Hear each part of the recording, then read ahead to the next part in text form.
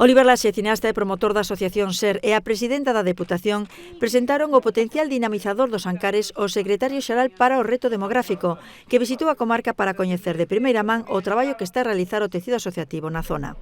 Queríamos compartir con vosotros todos os proxectos que estamos facendo dende a base, dende todo este rico tecido asociativo que temos aquí, a Cooperativa Carqueixa, o Centro de Desenvolvemento Rural, Teitos de Piornedo, etcétera, etcétera. Todas as persoas que están aquí e que nos rodean apostan por algo, non? Que a veces dicimos que é o reto demográfico.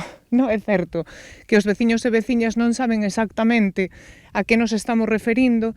Esta é a proba, verdad, pero total, de que hai persoas que apostan polo seu territorio, que deciden quedarse nun lugar como a montaña.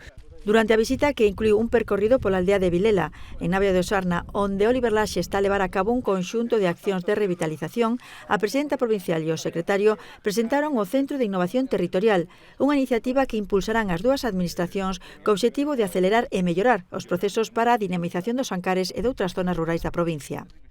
Y al mismo tiempo yo creo hacer algo que es muy importante, ¿no? Que es poner el medio rural en red. Es decir, aprender unos de otros, entender muy bien en las lógicas de cada territorio, que son distintas, y donde personas que están haciendo un trabajo parecido en toda España, pues comparten experiencias, comparten retos y al mismo tiempo, como decía, también un sentimiento de comunidad. Creo que as administracións temos que estar do lado destes impulsores. O tecido asociativo é o que impulsa tremendamente as administracións. Un dos proxectos que se presentaron ao secretario foi o Centro de Transformación de Alimentos dos Ancares, unha iniciativa da Cooperativa Carqueixa que está a piques de facerse realidade. Esta nova dotación, que estará no antigo Hotel Belón en San Román de Cervantes, que pechou hai uns anos, abrirá o 9 de maio coincidindo ca Feira en defensa do gandeiro da montaña. É un espacio onde todos os veciños poidan ir a transformar os seus produtos, mel, conservas, fermentados, un espacio con rexistro sanitario, non?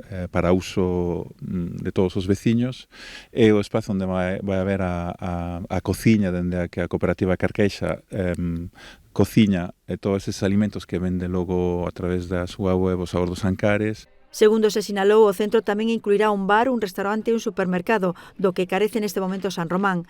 A zona do hotel destinarase a iniciativas como a oficina de acollida de novos poboadores, onde as familias interesadas en vivir nos Ancares terán tempo para coñecer a zona.